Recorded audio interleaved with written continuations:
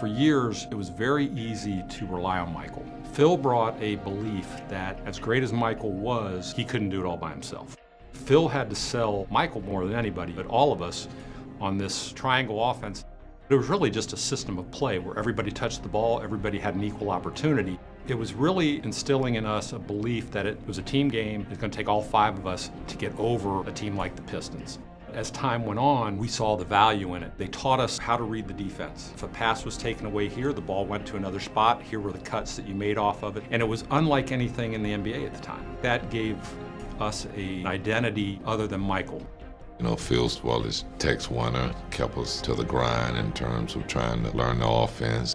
We all realized that we had a learning curve, whether it was growing up mentally or more physically, learning what we had to do to be more competitive and be more complete. I remember Michael telling me and BJ, we're no longer kids anymore. You guys are pros. Be in the gym, working on your games, and be ready to play. We started working out together as a team, and we became closer. For me, it was definitely to get more physically strong, as well as Horace, for Michael as well. The thing that nobody will ever really understand or appreciate is the practice floor. That's always been the sacred part of it because people couldn't get in there. You know, they couldn't see it every day and know what that meant. It's away from the lights. It's where you bond as a team. Everything was competition. It didn't matter if it's, practice. It didn't matter if it was shooting free throws. The practice were very competitive, and those practices made us so much better and so much more comfortable from a game situation. When you're playing against the best players at their position every day, when you go out and play Utah, the Lakers, they're not as hard as what we see every day in practice. By game time, we were all as one. And when we came in this building, egos got checked in at the door. It was all about a we and not me. Our belief was if we can get home court advantage, we can beat the Pistons. As we got into it, we got in a little rhythm in our role, and we ended up winning 61 games, and we started to gain some confidence. If there was a physical issue, Bill was always the one that stood up. And he was also the guy that when we needed to kind of settle a game down, we could always throw him the ball in the post, and he was going to find a way to score, get to the free throw line, and he was still playing at that level at that time. Bill Cartwright, Paxson, those 2 guys, they were great leaders. They took us young players under their wings. If we weren't eating right, we heard about it. If we were staying out together, we heard about it. They really had a good, calming force of what we're doing, and they were well respected. We had just had a nice mix of, our starters blended well, guys coming off the bench blended well. One thing that Phil stressed more than anything against Detroit was they're the physical bad boys. They want to beat you up. We're not built that way. Let's show our athleticism, our finesse. You're playing against a team that knows what you're doing and know the difficulties that you're dealing with in terms of learning the offense. Pippen, yes!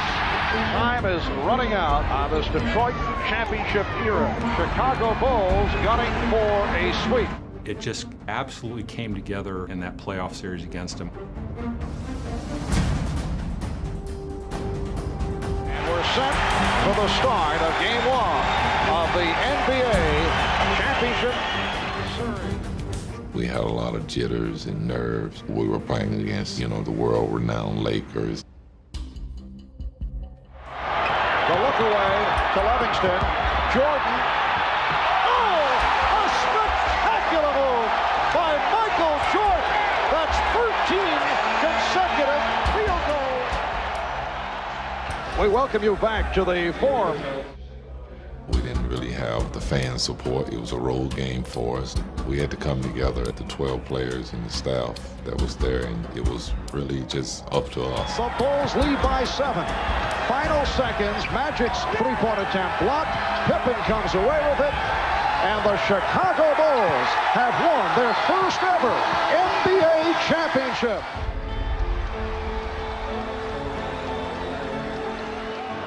And Michael Jordan has answered a couple of questions. There have been doubters over the years whether a team led by Jordan could win a championship. I want everybody to prosper from this whole event. It took a team to get to this point. It's an honor to take this on behalf of a great organization and the wonderful fans of Chicago. We all as players really thank you all for your support, and we all want you to know that this one is for you. But we're going to be back here next year for another long struggle.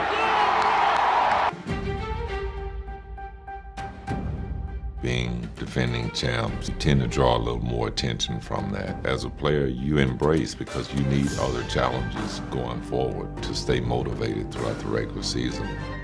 You know where you want to be at the end of the season, but how do you keep that motivation? How do you keep that edge? We stayed competitive every night. We wanted to win every game. Focus on game to game and what we had to do to get better as a team. And the Bulls win it 99-94.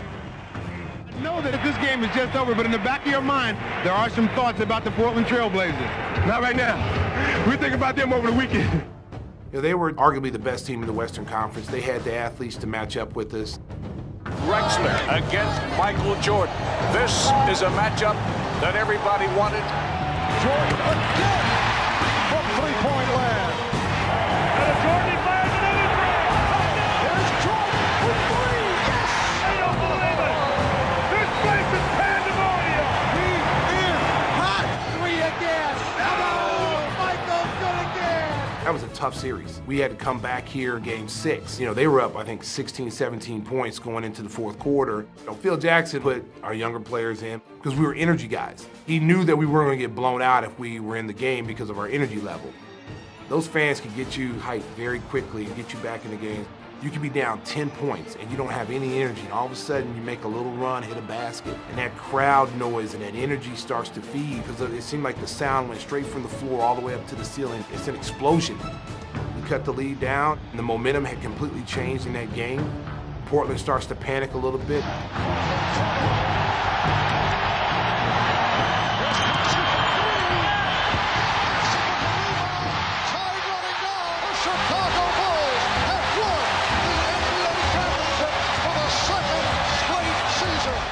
That was remarkable because we won at home.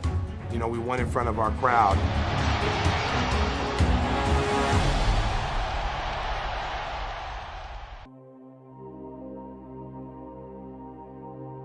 As the season gets so tired and grinding, you know, you think you're headed to another shoot around.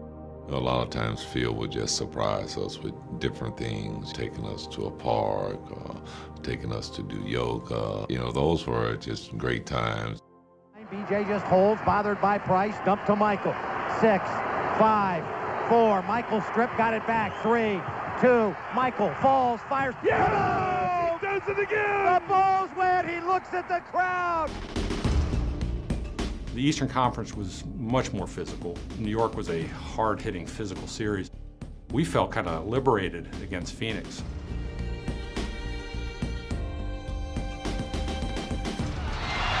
There's Paxson for three. Yes! The Bulls take a 1-point lead, and Phoenix calls for time. Blocked by Horace. Picked up by Moore. The Bulls win the championship. Not only they win, but now they're winning every year. This is an incredible departure for Chicago. That everybody in sports is looking toward Chicago as the model, as the team to be most feared, most respected, most admired, and most copied. Because there was excellence every night, because of the publicity that this team got during those years, propelled the league into something that it had never been before. When I lose the sense of motivation and the sense to prove something as a basketball player, it's time for me to move away from the game of basketball.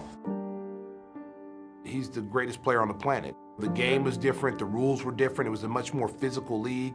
It was a grind because we had with 3 straight years, the Olympics, Dream Team, and so the pressure of score 30 or more points every night to go up against teams that you know are geared to stop you. I don't know if anyone could have ever been able to withstand that. Scottie pretty much put the franchise on his back and showed why he's one of the top 50 players of all time. Got it. Brandon will try and catch him. No, he won't. And won't. No, he won't. I feel like I was still young and still learning and growing and developing in the game. We had just brought in a bunch of guys. When Steve Kerr came in, Luke Longley, and Bill Wennington. We still had Billy Cartwright. Paxson was there that first year, so we had a lot of great veteran leadership.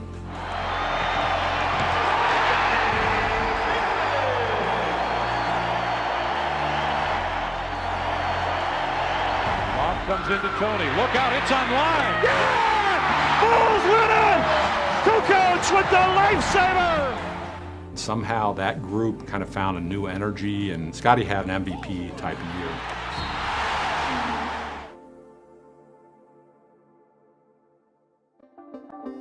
The word that Michael Jordan was officially returning to the NBA was made at about 1 o'clock Central Time today. He was a little different player. He had trained for baseball. His body was a little bit different. He was a little stronger, lower body, and didn't have that as much pop as he had. In typical Michael fashion, he knew how to adapt his game. You know, he became kind of a post-up player and hit those fadeaways. The newness of the building was much more cavernous than the smaller, more intimate Chicago Stadium.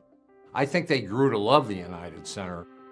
Michael played 13 games in a regular season with us, and we made the playoffs. It's all over and the Bulls season comes to an end. I think that really set the stage, at least for Michael. For a while, we had a lot of hope within ourselves. We believed in ourselves, and if we didn't believe in ourselves, we wouldn't have been to this point. Michael, being the person that he is, stepping up to challenges and not liking to lose, came back the next year with a vengeance. With his dedication to the game, he kind of forces everyone else to come along or get out. Dennis was new that year. He had lost Horace Grant in his rebounding and his defense at that power forward spot. So Dennis fit that bill perfectly, and really above and beyond for what Dennis did. When the lights turned on, he gave everything he had. There is the athleticism of Dennis Rodman. Doesn't give up on the ball. Ron Harper stepped up. Tony Kukoc really developed in the previous 2 years. Really, everyone, that team really meshed so well as a team. And that was one of Phil's philosophies, that the wholeness and the balance of everything has to be together. And I think that's one of the best teams where truly, I think everyone liked everyone and wanted to be around everyone all the time. Phil would break us up every now and then and pin those two guys against each other because they're really the only ones who could push each other to the limits. But everyone else had to fight to keep up with them.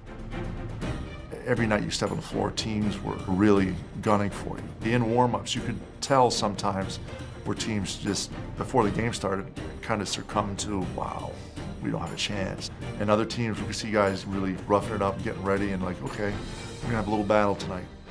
Ruffin has it blocked by Longley. Oh, what a play to Pippen. Sally, yes, Jordan.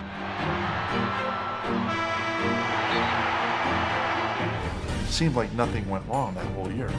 We won a lot of games because of the closeness. Nothing rattled us. We were more polished from the neck up. We thought the game out a little bit more. We read each other more. We communicated better on the court. We had a great group of guys in terms of our bench, guys that, you know, were professionals in terms of taking care of their bodies and being ready for the back-to-backs. The 72-10 season was absolutely incredible, and how dedicated the team and coaching staff were, not necessarily to achieve that record, but to make sure that they were ready to win another championship. The Chicago Bulls have won the 95-96 NBA championship, 4 in 6 years, as they defeat the Sonics 87-75. Windy City. The first 72-10 year was special, but by the end of it, the media attention was great. And then for the next 2 years, it just stayed the same. That group was completely different than our group. It was more of a rock and roll show. We called it the Beatles with Michael, Scotty, and Dennis. There was always, no matter what time of night you arrived in a city, there'd still be 100, 200, 300 people standing in front of the hotel. People are bringing their kids out just for a chance to see Michael Jordan, Scottie Pippen, Dennis Rodman.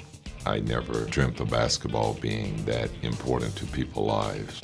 It was just a road show for us, and the road show became really good because we were kicking teams' butt along the way. They had to compete every night because every other team was giving them their absolute best. Some of the criticism was that anybody could win with Michael, and anybody could win with Michael, Scotty, and Dennis. That's not necessarily true. The genius of Phil was his ability to get these guys, even though there were so many stars, to play together collectively with a common goal in mind at the end of the year. That was where Phil was so great. Phil did a real good job in the latter parts of our careers of really holding us back and keeping us hungry for the game. Shot clock at 5. Pippen for 3. Yes. They were smart. They had smart players and guys that knew how to play. It was tough to match up against them. Our stuff worked really well against them, but they had the one guy that could come out there and put you to sleep pretty quick. Just a tremendous competitor. It's the clock. 5 on the 24. Here's Jordan. Did not have the shot. 5 seconds remaining in regulation. The inbound. Pippen rolls it to Kukoc.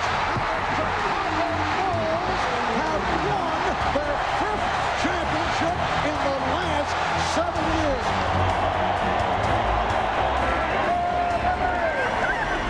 I can think of very few, if any, nights where you weren't excited to go into the building because there was so much energy everywhere you went. It becomes a community celebration. Spring in Chicago is built around Bulls games. Jordan trying to beat the clock on the other end. Pull up 3. Yeah. Jordan, honestly, he was mentally like he was in 92, 93. Again, he was done, and he needed another break. Phil, titles that last season, 97, 98, The Last Dance. And we're going to do this Last Dance together.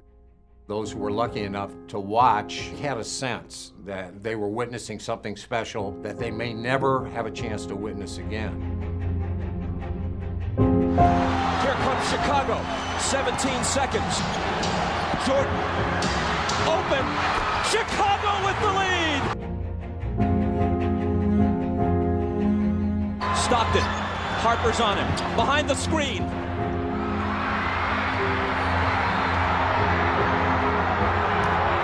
The Chicago Bulls have won their 6th NBA championship, and it's their 2nd three-peat.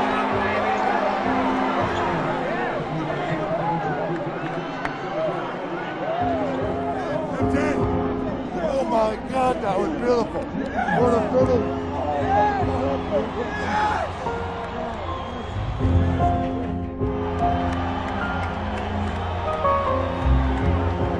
Michael and the Chicago Bulls are why the NBA became a global entity. It really became the most amazing phenomenon in the history of American sports. You've got a great opportunity to step in there and win a city that is crying for a winner. Perhaps you can turn that Bulls thing around. What do you think? Hopefully, I can go in and contribute and maybe turn it around. I'm looking forward to that.